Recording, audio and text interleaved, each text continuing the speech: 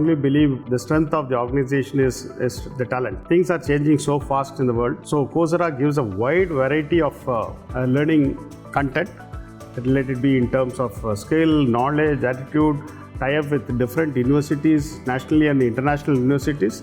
So this is a one-stop source for the entire learning requirement of L&T. So we very intensely use Coursera in many of our learning initiatives.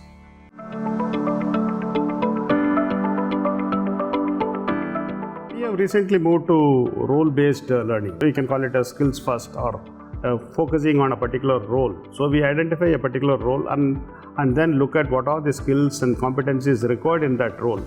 Then we look at the content available in the Coursera, then curate the content based on the requirement, create a learning path through which they are taken through, and then finally we have different types of assessment, quiz, etc. to ensure that the learning has taken place. Being a project-based organization, people are spread out across India and abroad, and this helps us give a uniform curriculum, keep them engaged, monitor the progress as well as quantify the results.